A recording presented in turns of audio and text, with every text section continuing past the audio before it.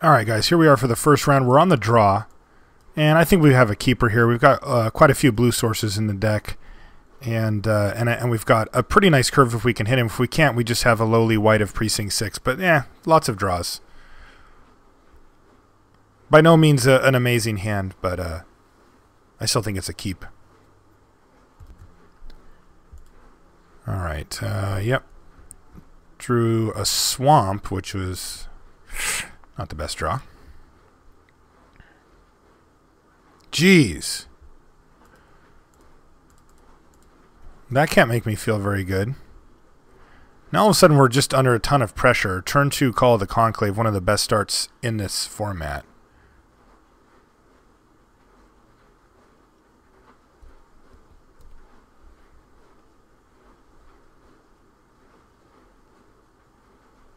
Yeah, take a big hit here. Alright, Punish the Enemy gives us hope, but man, we're pretty far away here, and we're just going to take a big beating along the way. We need to hit blue mana. If we draw like an island next turn, I like our chances pretty good. Punish the Enemy is going to end up killing this thing eventually, but we're going to take 9 or 12 damage off the thing before we do. And there's a Krasda Monitor. Ugh. Come on, deck. We're going to need more from you than this. Yeah, we're going to have a really hard time recovering now.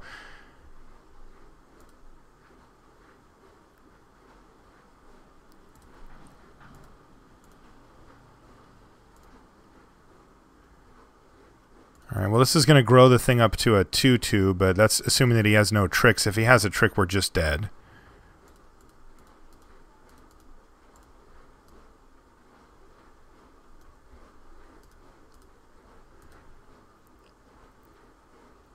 Still basically an island away, but we ran pretty bad here. We drew swamp and blue spells, which I mean is definitely one of the possible outcomes here. But all right, he's got profit loss. Yeah, so we're just dead. All right, we will move on to the next game. Unfortunately, I think if we just hit our mana there, we're in pretty decent shape. But let's try that again. I don't know. I didn't really see enough from his deck to make any changes. This is another kind of crappy hand, to be honest, but I like it just fine in that we can cast all our stuff, and as long as it doesn't have a super quick start, we get inspiration as well. So, yeah, let's keep it. We've got all of our colors.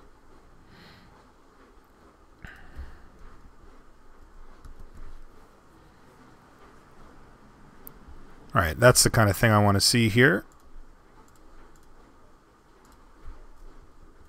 Pilfered plans an inspiration to power us through. Let's see what his 2 is. Oh, it's a Screecher, not nearly as bad as before. Yeah, let's just Pilfered plans here.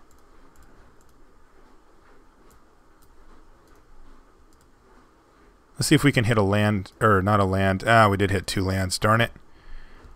Really hoping to hit a creature with that, because then immediately our Death's Approach becomes viable. As it stands, we're working towards this. We're probably just going to inspiration next turn, and then Far and Away. Now, of course, you play Seller of Songbirds immediately, which is like one of the better Far and Away answers. All right, go ahead. We will be Grizzly Spectacling. If we get lucky, he'll go for a pump spell here. If not, then we'll probably just draw 2 cards.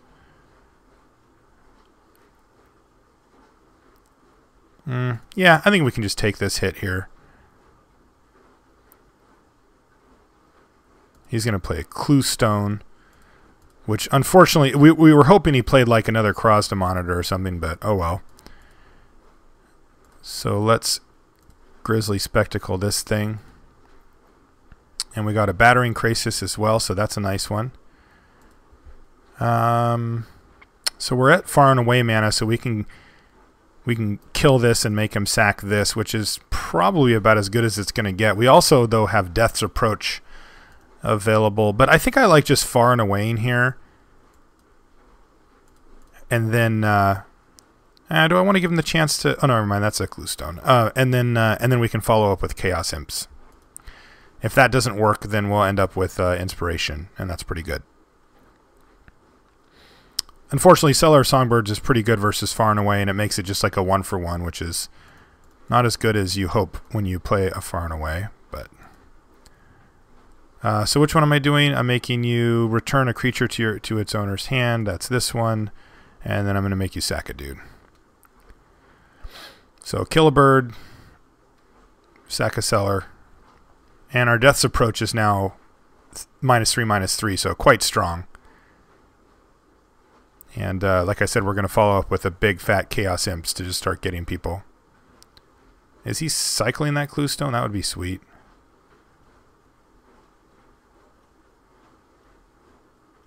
And he's going to play another one. And just ship. Alright, so that's great for us. Love that. And let's play Chaos Imps, and absolutely we are going to be unleashing this bad boy. I want the full 3-turn clock here, which is exactly what we get. He immediately sacrifices his Selesnya Clue Stone to just try to dig for some action here.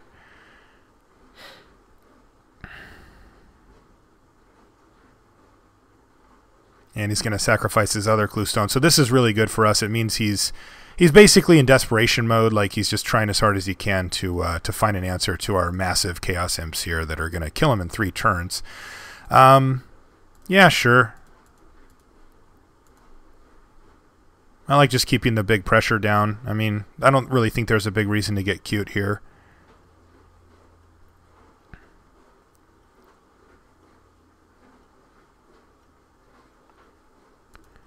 Krasda Gorgon.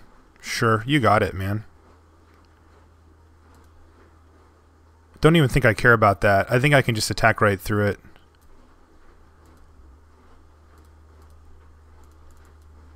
I'll just trade these off. And now we have lethal in the air. But I don't really see a reason to hold back here. Like, he's not playing sweeper colors. Like, he'd need another black if he wanted to try to sweep the board with Gaze of Granite. And even then... Oops. And even then, he'd need more than he has to be able to kill our Chaos Imp, so that's not really an issue.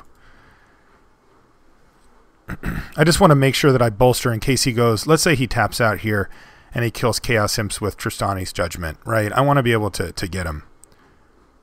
Alright, yeah, that's no problem. This is his last-ditch effort.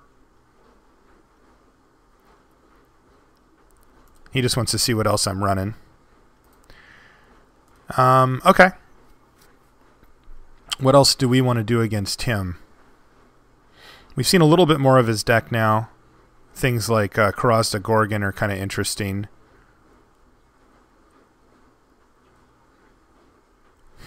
Maybe a cancel against him would be good. I don't know. I feel like our deck is just sweet anyway. Yeah, let's just run it back. Okay, what do we have? Well, I like this hand. I think it's fine. It's a little slow, but I think we can get our way out of pretty much any mess we need to. We're going to start off with Land, Prophetic Prism to help power out another land. Then we've got Pilfered Plants to keep drawing, and then we've got Far and Away to stabilize our board. So we got all our colors now as well. Also, Prophetic Prism gives us that. But all right, he missed a land drop here, so that's fantastic for us. Great news. We still have a very slow draw, though. But we can quicken it up nicely here. I think I like just running out the Key Rune.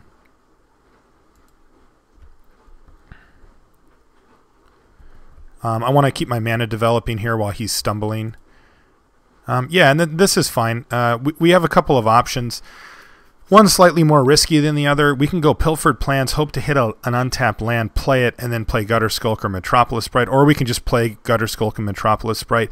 I'm actually going to do the Pilfered Plans play here, though. And my reasoning is I really want to keep my mana development going, and I'm going to need to dig into my deck and try to hit land drops. Like, this is why. Like, we missed a land drop here, which really sucks. I mean, I'm bummed about it, but that means we were going to miss land drops for the next 2 turns, and I want to get these other spells off the top of our deck sort of cleared away so that we can eventually get in there and kill him.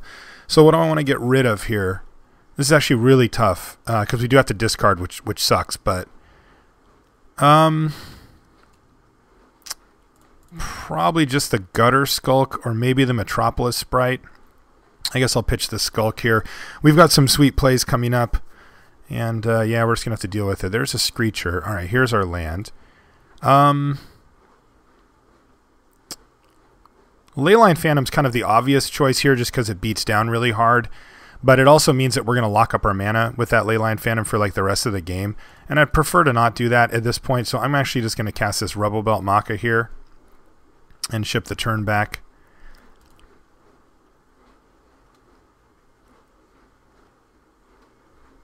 Take. If he casts another creature, we can just far and away him next turn and hit him for 3. He didn't, though. But we're hitting our lands, so that's nice.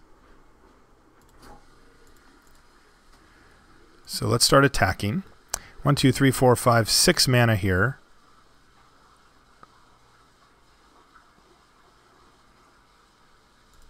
Yeah, I think we can go ahead and just drop the Maze Abomination here. I think we just get big. I think we just curve out here and just slam our biggest threats and save Leyline Phantom for last when we kind of don't have anything else going on. We have 7 power and toughness on the table now. It's pretty big. We're forcing him to react to us, preventing him from developing his board. He plays a Trestle Troll, but we're just going to completely blow him out with Far and Away here. And that should do it. I mean, not that there's cards... There's definitely cards that he can have that will get him out of this, but there are not very many of them. So we're going to return Basilica Screecher, I think. Yeah, we just want to get rid of that Trestle Troll here.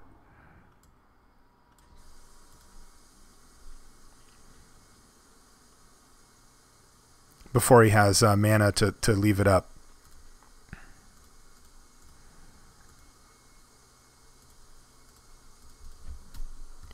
Hit you for 7, ship the turn, and still have Ultimate Price and Inspiration in hand. So, you know, if his play is to just... Oh, does he have the Gorgon? Oh, he does. That's pretty nice for him. So I can just trade Maze Abomination for Gorgon.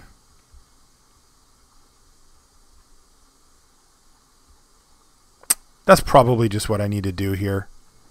Yeah, I think I'm going to offer that trade up. Because that gets another creature into his graveyard as well.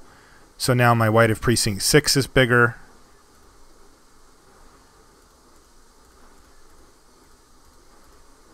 And I can just play this and just put, what, 12? And that's actually lethal. So if his only play is to replay that Screecher, then we just kill it with Ultimate Price and kill him. He's got a Guild Mage also. Yeah, so he's just in a horrible position.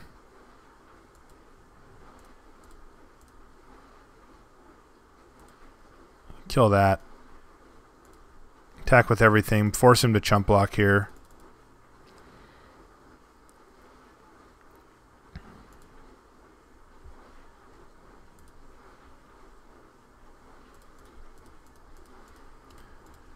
And replay Leyline Phantom. Not going to play the Mountain. I mean, this game is basically in the bag, but you know there are some spells out there that can get you that you forget about or whatever, and it's good to protect against Mind Rot since we've already seen it. All right, so that was a pretty quick round 1. I think our deck is just sweet though, and you know, we stumbled a bit on mana in that first game, but we didn't on the second 2 games, and he did. So we'll see you guys in the second round.